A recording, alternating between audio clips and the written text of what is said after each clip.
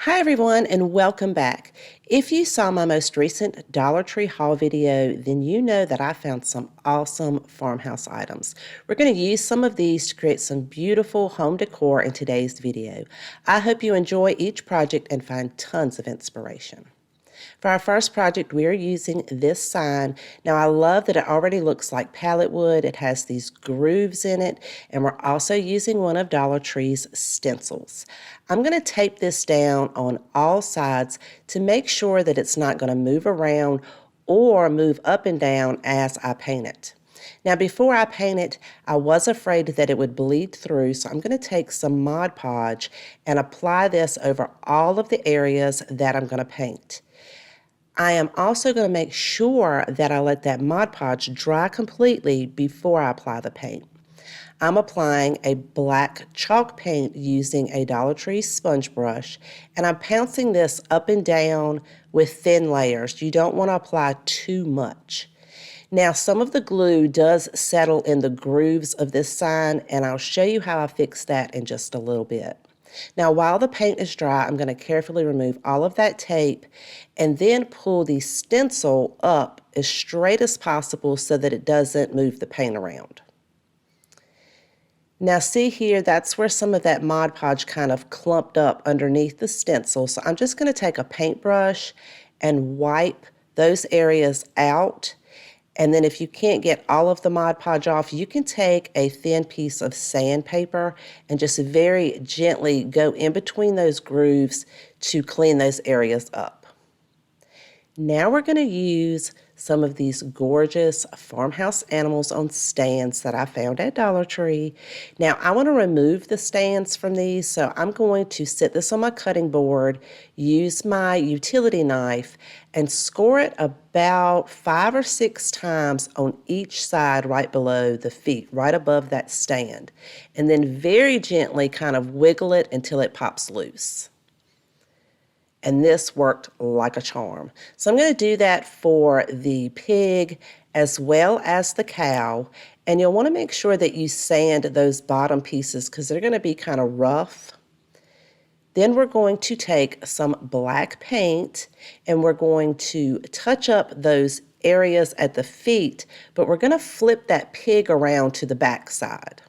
So I want to paint the entire back side of the pig, again, making sure we touch up all of the feet for all of the animals. And then for the cow, I'm going to flip that over and paint just about a quarter way past the head. And you'll see why in just a minute.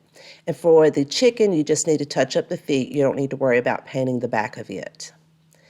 Now, once your paint dries, we're going to take that cow and place it at the bottom. That's why we painted the back of his head, because it sticks out a little further than the sign. And then we'll place the pig right above that. And I kind of centered him up so that part of his head and tail were sticking off of the sides.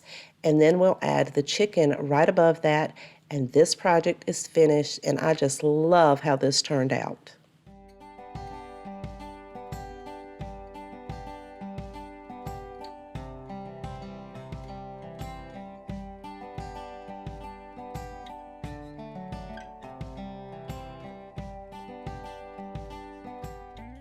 For our next project, we are using 2 of these square wood bead garlands. I'm going to take a Tupperware container and add some white chalk paint and mix that in with some water, shake it up really good, make sure everything blends well together, and then we can add one of the garlands into our paint mixture. Now I'm just laying out some parchment paper, or you can use wax paper, so that I'll be able to lay this out to dry. I'm going to shake that around, make sure all of those beads get covered, and then I can take that strand out and lay it on that paper. Now, as it's drying, you do periodically want to go over and flip it around to make sure each side dries. So we're going to do that for both of those garlands, and I allowed mine to dry for several hours. We're also going to take one of these wood word cutouts from Dollar Tree. Use that same paint mixture. I'm going to give this a couple of coats. Now we're going to take one of Dollar Tree's picture frames. This one measures 12.5 inches by 9 inches. And we're going to remove that twine that's going across the front. And because the back was super flimsy and I want it to be a little bit more sturdy, I'm going to take one of Dollar Tree's cardboard pieces, one of the ones that you would use for like a science fair presentation project. I'm going to trace the backing out, and then I'm going to use that nifty little tool that my husband gave me at Christmas to cut this cardboard out. Then we're going to place this back into the sign, but we're going to keep that black piece in the front. This is just going to make it a lot more sturdy for what we're going to do for this project. So now that our bead garland strands have dried, I do have to go in and twist each one of them because they stuck together with the paint. Then we're going to take our garland pieces, we're going to cut the string off of the end of it, and we're going to place some hot glue right onto the backboard. And we're going to go ahead and glue these beads down. So if you recreate this, it would probably be easier to glue each individual bead down. I try to keep them as straight as possible, but there are a couple of that kind of twisted on me, and they're not as straight as I want them to be. But anyway, we're going to take those two pieces of garland and go all the way around. So you'll have probably 4 or 5 little beads left out of those two pieces, but it's going to be a perfect fit all the way around. Then I'm going to use my hairdryer to remove any of the glue strands. We're going to use this gorgeous buffalo check sign from Dollar Tree. We'll go ahead and remove that tag. We're going to glue it to the center of our sign, and then we can glue the family word cutout that we painted right in the center of that. And I think this piece turned out gorgeous, but I would love to know what you guys think.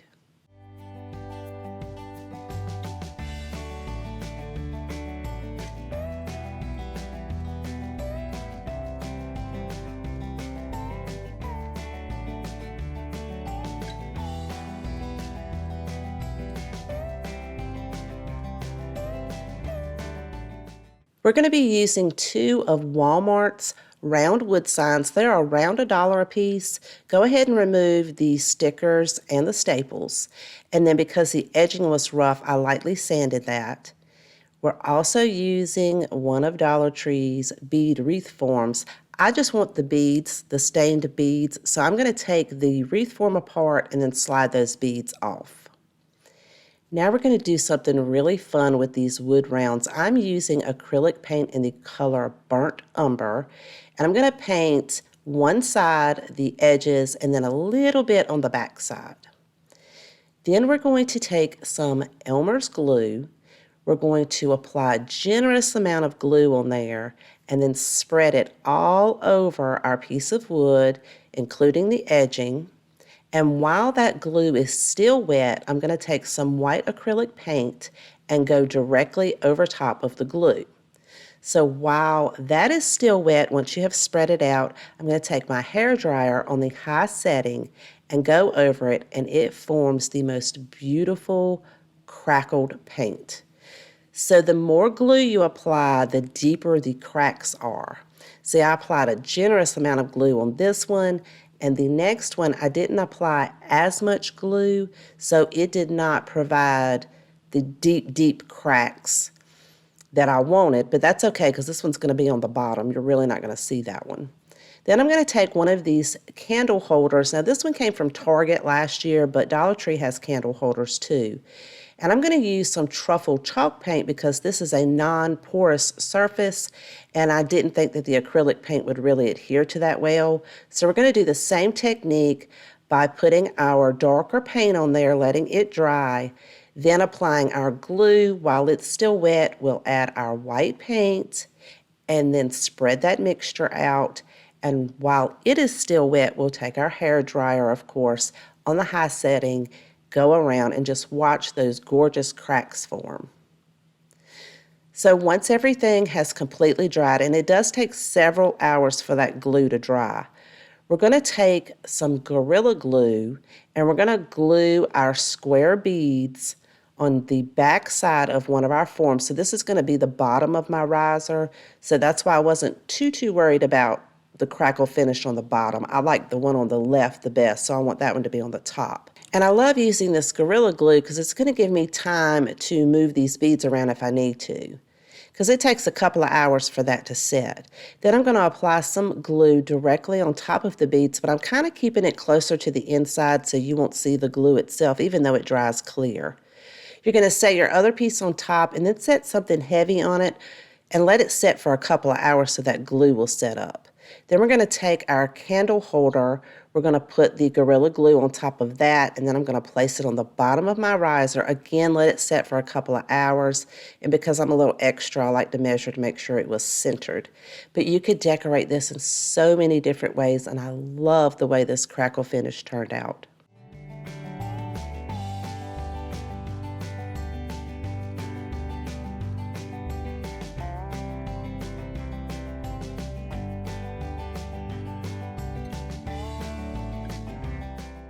We're going to be using 2 of Dollar Tree's farmhouse signs.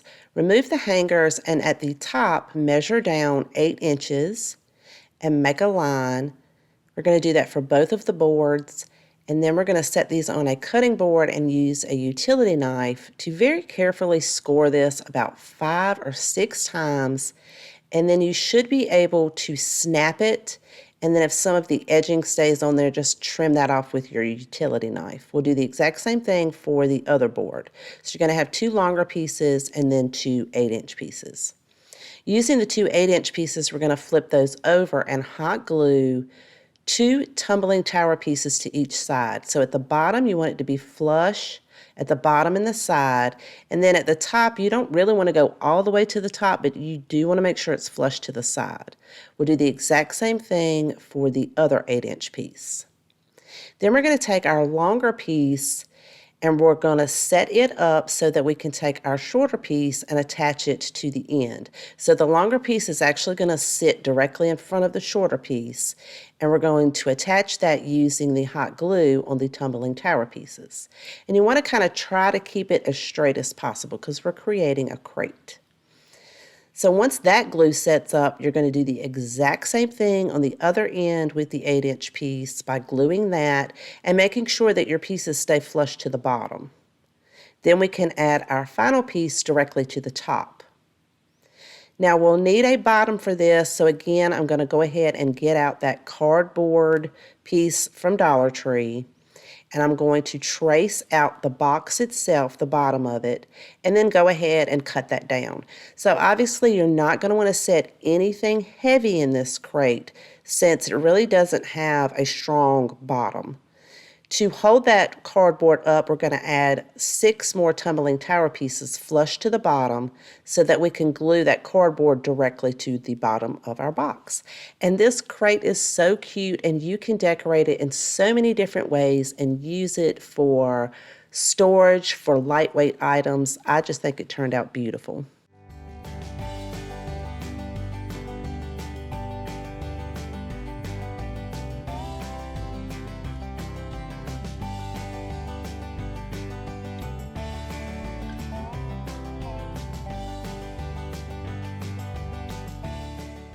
This project, we're using a wood pallet sign from Family Dollar that I found for $3. Now, Dollar Tree has them, but I haven't been able to find any. This one measures 10 inches by 10 inches. We're going to use a different Dollar Tree stencil. We're going to go ahead and tape it off just like we did in our previous project on all 4 sides. We're going to apply that Mod Podge again to make sure that nothing bleeds through. Make sure you get all the areas that you're going to paint, and again, make sure that your Mod Podge dries thoroughly before you apply your paint. Now this one really did clump. I put way too much Mod Podge on there, but we'll clean that up. Then I'm going to use white chalk paint, the color Snow White, again, just adding a little bit at a time, pouncing that up and down until I get all of the stencil covered. Then we're going to go ahead and remove our tape and our stencil while the paint is still wet. Now when you remove your Mod Podge, the clumps of Mod Podge, I actually waited for my paint to dry because I didn't want it to smear before I started removing that. And then this pallet wood had some sort of coloring on it, so when I pulled the tape up, it kind of pulled some of that color off. So again, everything was dry. I'm going to take some sandpaper, and I kind of went over that and blended everything in. And I also went through all of those grooves to make sure I removed any of that excess Mod Podge. Now this looks so pretty with some of our previous projects. It has a hanger on the back so you can hang it up or you could lean it up against something. I love how all of these projects turned out, and I hope you guys like them too. If you have a favorite out of today's video, let me know in the comments section down below. I always love to know which one is your favorite. And if you haven't done so already, I would love for you to click that subscribe button right below this video and become a part of our community here at Country Lily DIY Decor. Thank you for spending time with me today. Please take care, and I'll see you guys next time.